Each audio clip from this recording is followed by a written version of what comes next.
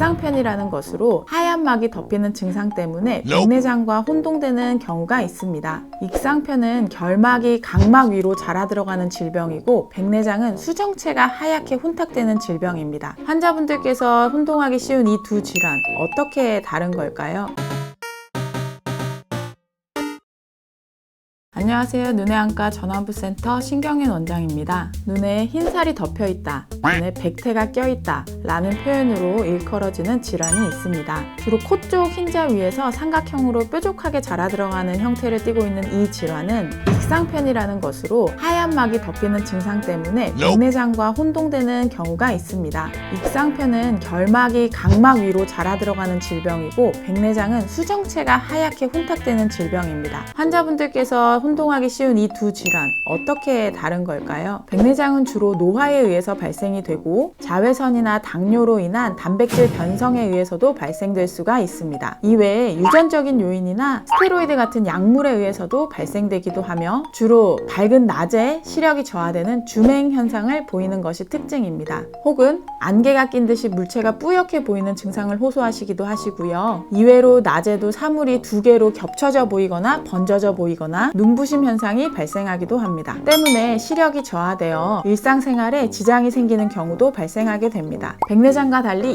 익상편은 눈의 결막 조직, 흰자위가 비정상적으로 증식하여 각막, 까만 자위를 침범하는 질병으로 주로 강한 자외선이나 바람 등의 눈에 오는 자극이 원인이 되고 이런 것들에 오랜 시간 노출되었을 때 더 많이 발생하게 됩니다. 그러나 초기에는 특별한 증상이 없어서 모르는 채로 방치되는 경우가 많습니다. 익상편은 이쪽 코 쪽에 많이 생기게 되는데요. 이것의 원인으로 추정하는 것은 코 쪽에서 반사된 빛이 자외선이 이쪽으로 더 몰리는 경향이 있어서 코 쪽에 익상편이 더 많이 생기는 것으로 의심하고 있습니다. 이렇게 초기에는 특별한 증상이 없기 때문에 환자가 자극하기가 힘든 경우가 있습니다. 하지만 시간이 지나면서 차츰 크기가 커지거나 이물감 등 불편감들이 발생하게 되고 통증이 생기기도 합니다. 크기가 커지면서 각막, 까만 자위를 잡아당기게 되어 각막 난시를 생기게 하기도 하고 각막 중심부까지 침범하게 되면 시력 저하를 일으키기도 합니다. 초기에 익상편은 수술이 필요하지 않은 경우가 대부분이나 익상편이 커져서 시축을 침범하는 경우에는 시력 저하를 일으킬 수 있기 때문에 수술이 필요하게 되고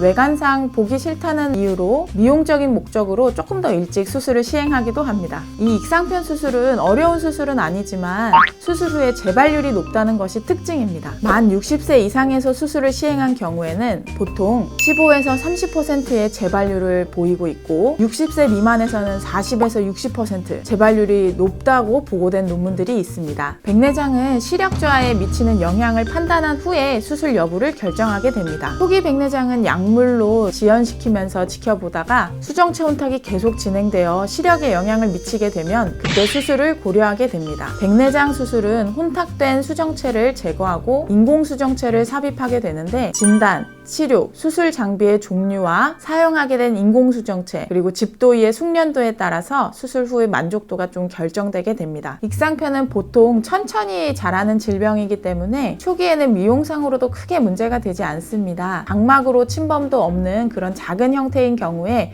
일시적으로 충혈이 심하게 되는 그런 증상들이 생길 수가 있는데요.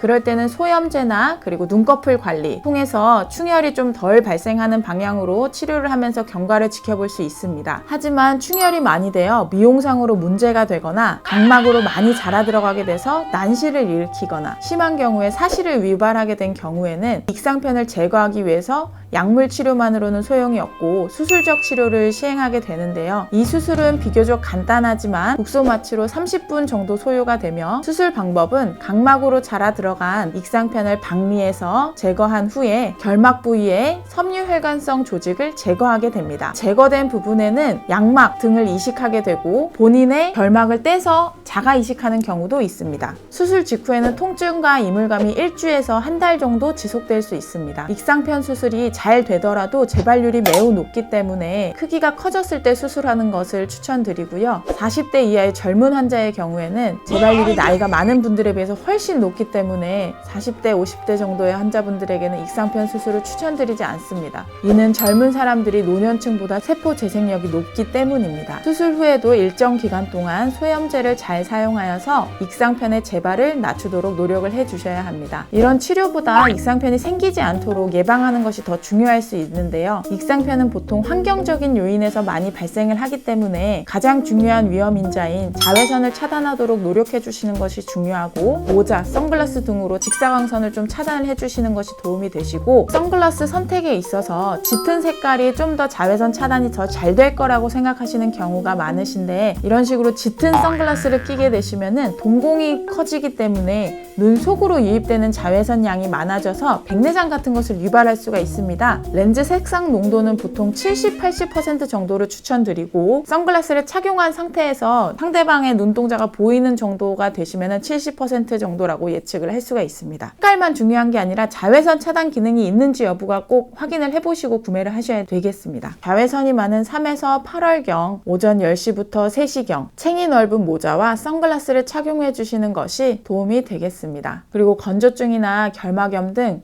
눈에 염증 물질을 분비하게 되는 그런 병이 있을 경우에는 잘 치료를 해주시고 관리를 하시는 것이 익상편 예방에 도움이 될 수 있습니다.